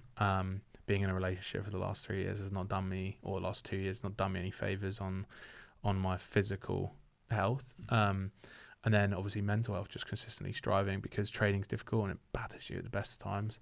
No matter how disciplined or how good you are at keeping those emotions in check, you need to weather the storm and take a rest sometimes. So yeah, it's just going to be just chill out, enjoy the process, and keep doing the doing. I love that. I love that. That actually was one question that popped in my mind, was like, how important has it been to take breaks in your journey? Like, obviously there was the big losses, so the large breaks, but is it something where, you know, like after this big win, for example, have you taken any time just to decompress a bit and just let your sort of mind just settle? Yeah, I had a 3-week holiday. Yeah, it's important to take breaks. Sometimes I can really feel myself getting overwhelmed in life, not necessarily just trading, but in life, because I can really control the bottle of emotions when it comes to trading. But as soon as I walk away from chart, I'm just erratic. I'm snapping at people. I'm moody. I'm this. I'm just like, okay, this is actually a direct correlation of me being less emotional about my trading whilst I'm trading, and being more emotional about life because I'm suppressing it. Channeling it all there. Yeah, so I'm channeling it into my personal life, and it's just horrible. So at that time, I just take a break. I just take a couple of weeks off, maybe like a week, 10 days. And that's more, I will take a break from trading. I'll happily read price with people and tell people what I feel like the market's doing inside my community and stuff. But yeah, I will just activate that switch. Yeah, just turn the switch off from a trading perspective. Relax. I don't have to look at it all day, every day, or I don't have to have the, you know, almost switching we're trading now. Let's just have all those things. Can leave that for a week or two, come back, and honestly, every time I do that, I come back and I trade better. It's just better and better, because it's just like this constant downward slope, right? You trade really good, and then you just consistently doing it over and over time, and then you reset, and it just resets again.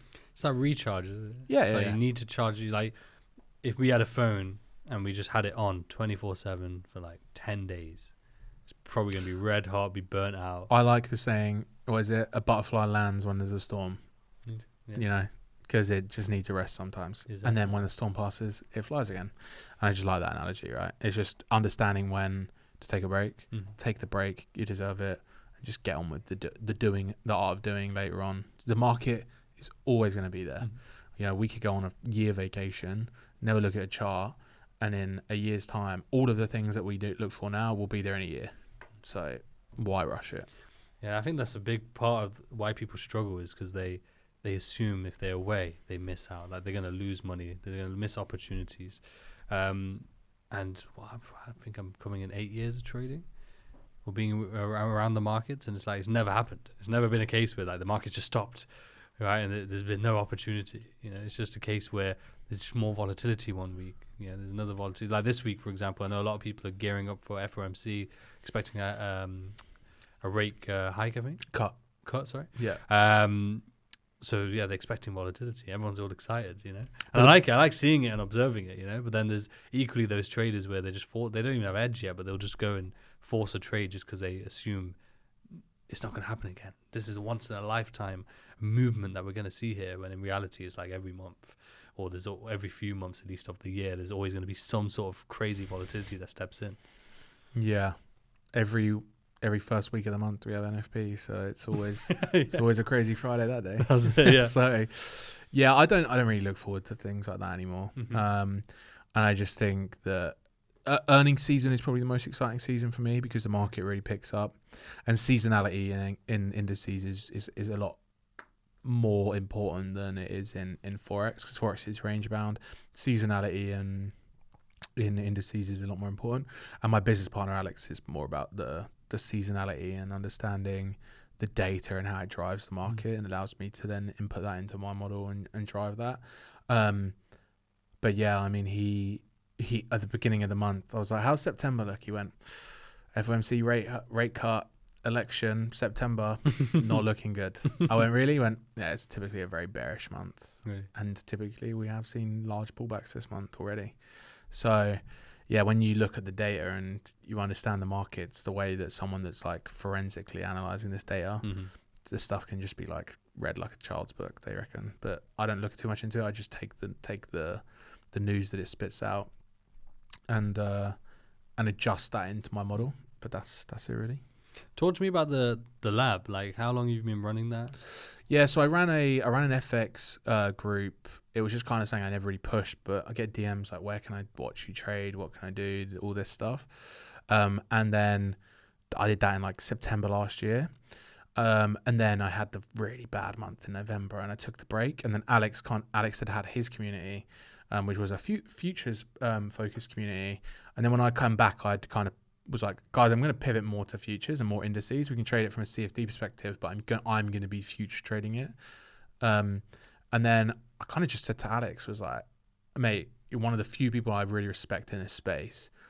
We're both doing the same thing. Let's just do it together. I was like, I look up to you from a trading perspective. I really appreciate what you do. And you're one of the only people that I'd like to do this with. If you don't want to do it, I'm okay with that. Again, I'm not going to take the hit on my ego. I'll take the hit on my ego or whatever. And he was like, yeah, let's do it. Like, and we did it. We chose the branding, the lab. And we kind of just went from there. And look, as you can imagine, the group has exploded the last couple of months. Yeah, it's been a bit unsustainable, to be honest with you. Yeah. So we've just we've been investing in more people to keep a control on it, pushing out more educational stuff. But ultimately, the crux of it is it's a futures learn education and live streaming group. We don't give signals. I'm never going to trade for you. I'm never going to give you signals, no matter how much money you want to give me. I'm never going to do it. Alex will never do it. There's a couple of other traders, Mike. They're never going to do it, right? That's not what we're here to do. Show me a signals group that makes money over a longer period of time, and I'll call you a liar. That's it. Simple as that. So we're just all about helping people find the model. We've got models that work. My model is very well defined. There's a guy inside the lab that has literally backtested that thing for years, and he's gone through and found every loser and every winner and every model there is. And shockingly, he's now a profitable trader. Do you know what I mean? He's done all the backtesting on my model, and now he's now profitable. And that's a great thing to witness, right? He'll sometimes message me and be like, what do you think about this trade? And I'm like, I think it's your trade, and you should do what you want to do with it because you know why you got into it. You've done the work. And he'll be like, yeah, you're great. But the number one thing is emotions for a lot of people. But to answer your question, the lab is just a place where I can live stream. I can have a community of people that follow me, follow Alex, follow follow Mike. And yeah, look, I'm not a massive fan of paid groups in general. But to be honest, if I didn't make it paid, I wouldn't do it. It's the truth. And then people will be like, mentorships this, mentorships that. And I'm just like, I don't want to do massive amounts of one-on-ones because, as I've said several times here, I quit my 9 to 5 to work less, not more. And I make way too much money trading. It's the truth. So that hour is more important to me. What drives you to do it anyway? I go back to the person the naive Kane that came into the industry, know where to look, know where the information is, and some people inside the group trade ICT concepts. Some people, no way. We got this far. That's a record. Some people trade it, and you could argue that my model could be a model of his in some way, shape, or form. But as a general rule, I think that I've watched one of his videos, and I would never do it again. So I think even if the content is good, which some of it can be, I guess, I would never, ever point someone at watching 3 hours of a guy rambling for 2 minutes of information. It just seems really illogical. So I think for me, it's naive Kane that came into the industry. I would have wanted someone that I could have looked up to that could have pointed me in that direction. And that just pulls on my heartstrings a bit, to the point where I'm just like, okay, I'll do it at a price point that I feel is fair, and I'll do it, and I'll come in and I live trade every day London, every day New York. If I can't do one, Alex will do the other, and if Alex can't do one, I'll do the other. We share that responsibility. But I'm there. The first thing I do when I pick up my phone that's behind me is I'll load Discord up and I'll have 10 pings which I'll respond to, right? So that's why I do it, because naive Kane, the inner child in me that wanted to become a trader. And it's enjoyable as well, right? Building those connections. You end up having people all across the world. There's good and bad sides to it, right? Yeah. Like, I get a tremendous amount of stress from people saying, hey, I'm really struggling with XYZ financially, or can you help me? Can you do this? And I'm a good guy at heart, and I would sit there and be like, I'll help you, let's do it. And then the deeper the rabbit hole goes, it's just like, doesn't end. Wow, this is intense. Like, you've really dug a deep hole here. But I do it for the people that have been in the industry a long time, still are not finding the profitability factor, and just really delivering the harsh words that they need to hear, because the truth is, the industry, the game is hard. Why make it harder by doing all of these things that you mess up on? And I'm a very harsh person. Like, people will criticize me for it at times.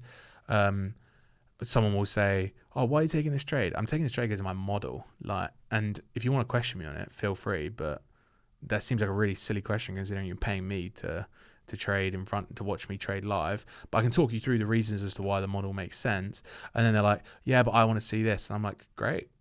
I don't care. Go find someone else. Go do it. Go do it. Whatever. Like, I'm here to teach you. I'm not here to be questioned on why you think it's a better way of doing it elsewhere. I'm not here to be taught. I'm here to teach. And if I'm not teaching, I've got shit to do. I want to go and live my life, So, like I said, there's good and bad. There's good and bad sides to it. So, yeah, but I genuinely, like, my now friend Lee, he will sit there and say, like, you genuinely have a passion for teach people, don't you? And I'm like, yeah, because I put me in the shoes of that person when I'm on that call with them. And I'm like, what would I have wanted to hear or see from somebody that I would have looked up to in the space? Would I have wanted them to ignore my DM, or would I have wanted them to respond? I think better than that, you go to the step which is necessary in terms of you give them what they need, not what they want. Does that make sense? So, like, you won't... I've seen it before, and I've been guilty of it before as well, in terms of, like, giving someone just the pep talk, keep going, versus, like, you need to really just question yourself if this is for you or not because of what you're doing, Yeah. Like, just giving them that real, what is necessary, what they need to hear. So rather than just, like, keep putting in the work, I think maybe like a year and a half ago, I would have been I want to be liked by everybody. I don't want to say anything controversial. I do not care now. You ask me, if you were to put me on the spot and be like, what do you think it is? But I'm going to tell you what I think of that person. Whether on the spot, like... I should have had a list ready. Yeah. But that's the person I am, because I'm not here to be liked by everybody. I can be hated by everybody, and if I'm true to myself, I'm okay with that. Yeah. Like, that's I'm just fully okay with that.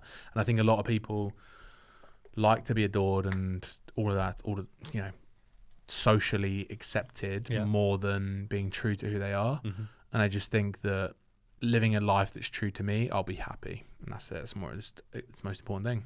It is. It really, really is. And I think that anyone who's coming into this space in trading is very important anyway, because, like you said, like, just the things we've talked about of being right or wrong, that's the whole essence of this trading game. If you can't learn to remove yourself from that equation and those polar opposites, you're going to always struggle. Yeah. But equally, coming into space, say from the social media standpoint, if you're going to always have that worry of trying to be liked, it's never going to work. It doesn't matter who you are. You could show all the proof, the statements, the this, the that. I've seen the rise and fall of some big influential people, both in, like, trading and crypto Twitter spaces. Like Capo from a crypto perspective. The guy's been bearish the whole run up, like, and I've just seen everybody meme him. But he'll have his day in the sun when the market dies and he's right, and he'll shit all over everybody. But it's just like, I remember when he was adored as the guy that could just grab these breakdowns, and it's just like suddenly he becomes the villain, And I just think, 1 minute you're liked, 1 minute you're hated. Either way, if you're true to who you are, nothing else matters. That's it. Yeah. That's it. And we'll finish up with a final question for you, which is more so for the audience, really. Like, what is, as someone who's obviously been through your own journey, which we've gone through nice and extensively, and we've learned so much from already, but equally, as someone who does get to teach and sort of observe other traders too, what is something that really stands out to you that is a barrier for a lot of traders that you think if they did this or have some form of advice for that, they could hopefully overcome that barrier? Yeah, I'll go back to what I said earlier. You have to have the confidence that your model is profitable over a period of trades. You know, there's there's randomness in one trade, but there's no randomness in 100. And if you can find the consistency in that and build a model around that, and back test it to the point you've got confidence in it, you can approach the chart every day with the confidence that you have a model. And once that model appears, it's your job to click the button, and the outcome is then out of your control. And the moment that you learn to accept that the outcome is out of your control, you'll see everything come to you a lot better. Like from a trading perspective, like your trades will start to play out better, your emotions will start to be calmer, because you know that your model could be the start of your 6th losing streak, like I said, right? And I think that's the most important thing. I think from a life perspective, everything you want is behind your ego. That's it. That's literally the things that I live by from trading and a personal life perspective. So just remain true to yourself. Incredible podcast. I appreciate you coming down. No, I And appreciate I think everyone at home has learned so much as well, and hopefully they take note. Hopefully they do take note, because the thing you mentioned there is so important in terms of building that edge out backed by data. Yeah. You know, and doing the work. And it's so interesting how so many people don't do that. You know, I was one of them. I'm not even going to sit there and be like, I've never done that, but I was one of those people. But a lot of prominent traders really talk about how trading psychology, they say it in terms of like it's bullshit, but not saying entirely. But what they're saying is a huge part of it is like held as a crutch. It's like people just, my psychology is all messed up, when in reality they have no edge. Like they've not actually got an edge to be confident in, as you said. So therefore they come to the markets not confident in the actual edge. They're just essentially punting, right? I think that there is some truth to the psychology being important, though. Like I said, I could sit you down for 2 hours, teach you my model, make you an expert in it, but if you just can't stay in the trade because the trade isn't playing out the way you expected, and you close break even at the wrong time, or you get out just before the high gets swept, so you save that extra $20 and then price dies off, you're just killing yourself, right? So I think that from a psychology perspective, like I have a couple of like really close students that I've like really mentored from zero to being a trader, and the successful thing that I see in all of them is they just don't care about the outcome of the trade. They don't care about it. They're like, the model's appeared, great, we're in, see you guys in 3-4 hours, whatever happens. You think that comes from that data? I think it comes from me like giving them a hard time, but I think it comes from I've given them a hard time to back test, understand it. They get emotional sometimes, you know, like, and I'm the first person to be like, quit. What are you doing? Like, why are you emotional? Read your messages from what you've just sent me from start to finish, and tell me what part of this is sane. Like, go have a word with yourself and come back. And then they come back and they're just like, I'm embarrassed. Like, that's just silly. And then, and they'll take their trade. The outcome's out of their control.